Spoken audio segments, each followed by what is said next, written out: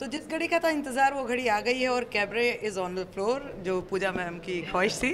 तो कैसा लग रहा है आज जो इतना बच्चा जो पहले फाइनली जो दो साल के बाद जो बच्चा पैदा हो रहा है, it's a long term of pregnancy in that sense for me and कॉस्टी and everybody in the crew. मगर खुशी की बात यह है कि जो मुझे एक बहुत सा लंबा कठिन अंधेरी सी अंधेरे से भरी हुई रात लग रही थी, कहीं ना कहीं आई थिंक कि वो यूनिवर्स कंस्पायर कर रहा था टू मेक श्योर कि कैबरे उस तरीके से मैं रिलीज़ ना करती, क्योंकि आज मुझे सही प्लेटफॉर्म मिला है इस किस्म की फ़िल्म के लिए।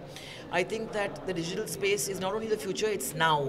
एंड आई थिंक कि कैबरे आज 2 साल के बाद अगर रिलीज़ हो पाएगी, it will go to the audiences जिसके लिए ये फिल्म बनी थी। क्योंकि आई थिंक कि आज के दौर में मार्केटिंग पे इतना एम्फोसिस आ गया है। And one of the decisions I took at that time कि मैंने क्यों रिलीज़ नहीं की, क्योंकि उस टाइम पे मुझे और मेरे पार्टनर्स के आइडियाज़ बहुत अलग थे with regards to the marketing budget and how we wanted to release the movie. And they felt that we should cut our budget down and release the movie in far less than what we had initially thought. But I said नहीं, आज के दौर में इतना clutter है और इतनी बड़ी बड़ी फिल्म्स आ रहे हैं, अगर आप उनके साथ compete करना चाहते हैं तो आपका एक मिनिमम स्पेंड होता ही है। And I did not want to take this labour of love जो कॉस्टी, श्रीशांत, रीचा, गुलशन देवैया, गुलशन गोवर, सब लोग ने मतलब दिल लगाकर इस फिल्म पे काम की थी, और वो फिल्म ऐसे ही आएगी और जाएगी और किसी को पता ही नहीं चलेगा कि रिलीज़ हुई है। तो इससे बड़ा पाप नहीं हो सकता है। तो मैंने कहा कि let it go. Cinema halls are not the holy grail of entertainment, I will wait my time. तो सब ने कहा मगर आपके प्रोमोज आ गए हैं, लोग क्या कहेंगे, लोगों को क्या कहेंगे। तो ऐसे मैं एक ही चीज़ कहूँगी जो मैं ज़िंदगी भर कहती आई हूँ, और वो है सच, कि ये प्रॉब्लम है।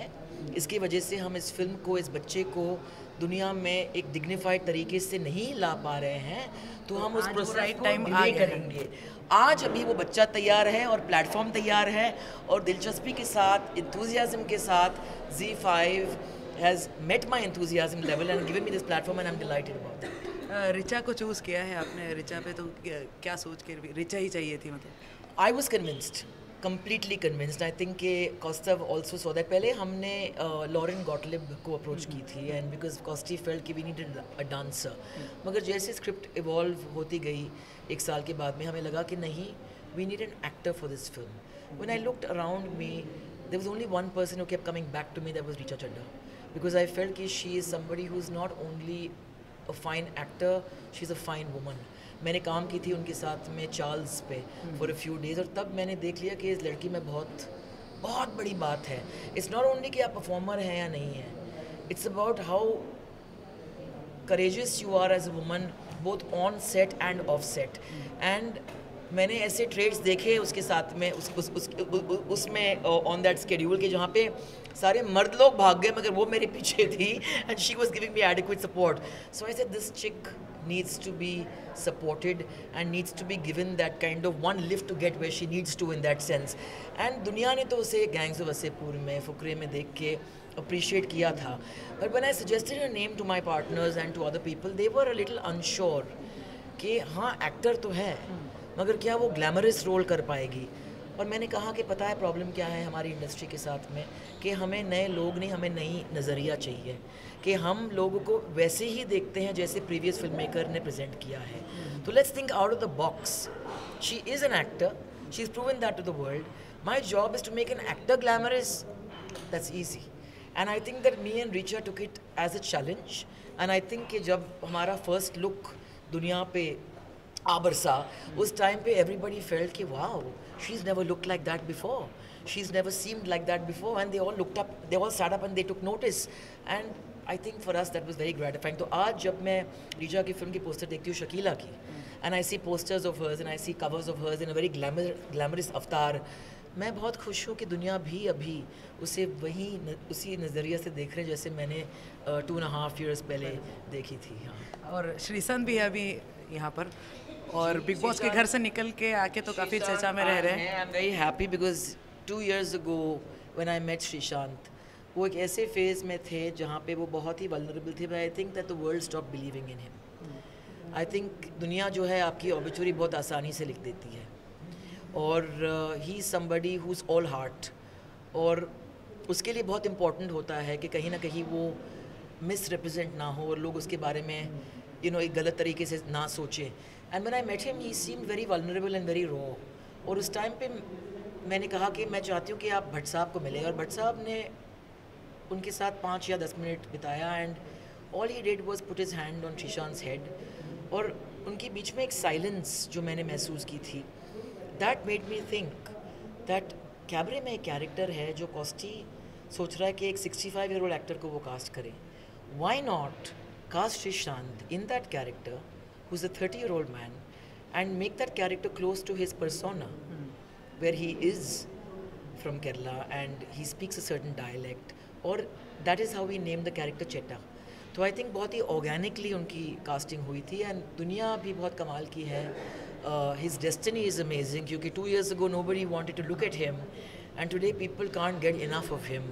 So I think that we are all having the last laugh even with Shrishant, कि एक ज़माने में सब लोग बोल रहे थे Shrishant, and they're saying where is he, can we have more of him, can we get a bite from him, can we have a picture of him. So I think that Richa's flight, Shrishant's flight is a victory for all of us. And I think that मेरे दोस्त जो हैं कौस्तव नारायण नियोगी हिंदुस्तान के सबसे young creative head रह चुके हैं. 29 years की उम्र थी जब वो क्रिएटिव हेड बने थे एडवर्टाइजिंग एजेंसी में, और वो डेब्यूटांट बने 50 साल की उम्र में. तो मैं लोगों को कहना चाहती हूँ कि अगर आपके पास सपने हैं, आपके पास ड्रीम्स है, कोई उम्र नहीं होती उसके लिए. एंड कॉस्टी 11 Jan को अपनी 53rd बर्थडे सेलिब्रेट करने वाला है. तो I think Cabaret releasing on the 9th of Jan is the best birthday gift I could hope to give my friend. तो आई थिंक कि इसमें बहुत सारे फर्स्ट्स हैं और बहुत सारे अंडरडॉग्स थे. लोगों ने कम्प्लीटली राइट ऑफ कर दिया हमारी फिल्म को, मेरे डायरेक्टर को, मेरे आई वुड से ये फिल्म 2 hero फिल्म है. Gulshan Devaiya and Richa Chadda. It's a 2 hero film. It's not a hero and a heroine in that sense. They wrote off my female hero called Richa. They wrote off Shrishant. And I think today it's very gratifying for me to see everybody kind of get their due. अफसोस की बात है कि आज Richa और Gulshan Devaiya हमारे साथ है नहीं. And I think that their absence is more palpable than most people's presence. So I just want to take this chance to thank them for believing in Kosty's dream and being so patient with me. क्योंकि पूरी unit ने 2 साल के लिए मेरे साथ बिना कोई मर्मर के, बिना कोई क्वेश्चन के, they just believed in my decision and they stuck by me. आज के दौर में वो होता नहीं है. बड़े पर्दे पर तो हमेशा आपका जादू चलते आया है, अब डिजिटल प्लेटफॉर्म है, और छोटे पर्दे पर जैसे महेश भट्ट साहब ने लेकर आए हैं, सीरियल्स भी लेकर आए, तो कितनी इंटरेस्टेड आप है छोटे पर्दे के लिए कुछ करने के लिए? हैं कि मेरी लॉन्च जो थी एक छोटी सी फिल्म के साथ थी, तो बहुत बड़ी फिल्म थी सोच में और फीलिंग में. उसका नाम डैडी था. And I think that daddy is a film that was produced by Doordarshan. तो मेरी लॉन्च जो है एक छोटी स्क्रीन पे ही हुई थी, और उस फिल्म की वजह से आज भी लोग हिंदुस्तान के कई कोने कोने में मुझे याद करते हैं, मुझे प्यार करते हैं, क्योंकि वो डैडी याद करते हैं. सड़क भी याद करते हैं दिल के माध्यम से. Daddy is a movie that they will not forget. उसके बाद में जी के साथ ही हमारा एक बहुत ही फुलफिलिंग एक रिश्ता रहा है. फिर तेरी कहानी बनाई थी हमने एक साथ में. उस ज़माने में मैं और राहुल बहुत बड़े स्टार्स थे. म्यूज़िक बहुत ही कमाल था. लोगों ने कहा इंडस्ट्री में कि भट्ट साहब आप सैटेलाइट के लिए ये फिल्म क्यों बना रहे हैं, बिकॉज इंडस्ट्री में लोग सैटेलाइट को एक स्टेप डाउन समझते थे. इवन जब मैंने डैडी की थी, लोगों ने कहा कि भट्ट साहब आप अपनी खुद की बेटी को टीवी फिल्म में लॉन्च कर रहे हैं, आप पर्दे पे तो लाएं, थिएटर में होनी चाहिए रिलीज़. तो हमारा एक मेंटालिटी था कि फिल्म सिनेमा हॉल जो है वो हमारा एक मंदिर है. That's the holy grail of entertainment. I think वो मंदिर जो है उसका कहीं ना कहीं एक फोकस और शेप और साइज़ बदल गया है.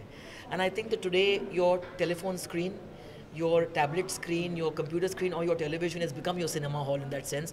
लोग एंटरटेनमेंट को अलग तरीके से कंज्यूम कर रहे हैं, अपने खुद के टाइम पे कंज्यूम करना चाहते हैं, जब चाहे पॉज करना चाहते हैं. 50 काम होते हैं, हर कोई फर्स्ट डे फर्स्ट शो पे सिनेमा हॉल नहीं भाग सकता है. और मेरी जो फिल्म है उसमें डिले हुई है 2 साल के लिए. जब भी फिल्म डिले होती है उसको वापस लोगों के जहन में लाना, उसमें फिर आपको पीएनए पे और पैसे खर्च करने पड़ते हैं. तो this platform is so liberating for me, क्योंकि I think that we are saving that money there, putting the right money into PNA way we need to. और घूम फिर के डिजिटल स्पेस पे रहेगी ये, और अपनी खुद की ऑडियंस वो ढूंढ लेगी. और कोई जल्दी नहीं है कि फ्राइडे को नंबर्स नहीं दिखे या सैटरडे को नंबर्स नहीं दिखे तो फिर मंडे तक फिल्म उतर जाती है. So people don't understand that it's not really about how good और बैड योर मूवी इज़. अगर आपको सिनेमा हॉल्स नहीं मिले, टाइमिंग सही नहीं मिले, कौन से सिनेमा हॉल्स, बहुत कॉम्प्लिकेटेड होता है और इतने सारे फिल्म आ रहे हैं. तो हमने ये फिल्म बनाई थी विद द इंटेंशन कि it's a theatrical release, but I do not feel this is a step down. I feel that this is the right Milan in that time, in that way. Universe had a plan for me, और जिस चीज़ कि मैं बहुत against थी वो है ये delay, वो एक्चुअली मेरे लिए एक बून बन गया है. तो आई एम वेरी ग्रेटफुल. क्या कहना चाहेंगे जाते जाते अपने ऑडियंस के लिए? जी, मैं एक तो थैंक यू कहना चाहूँगी कि आपने ये इंटरव्यू देखा और आप अब तक देख रहे हैं और सुन रहे हैं. And I just want to thank everybody for all the love that I get. लोग मुझे बोलते रहते हैं कि आप वापस काम क्यों नहीं कर रहे हैं. That in self is a compliment. So do watch cabaret if you have the time and the energy and the space, क्योंकि ये एक सिंपल फिल्म है मगर एक बहुत साफ नीयत के साथ बनी है, इंटेग्रिटी के साथ बनी है, प्यार से बनी है. एक फ़र्स्ट टाइम डायरेक्टर है. एंड आई थिंक जब भी कोई भी अपने ड्रीम को फॉलो करके इस इंडस्ट्री में पहला एक कदम डालता है तो हमारा एक फ़र्ज़ बनता है कि उनको थोड़ा सपोर्ट करें. हम नए लोगों के बारे में बात करते हैं मगर नए लोगों को सपोर्ट नहीं करते जब तक वो कुछ बन नहीं जाते.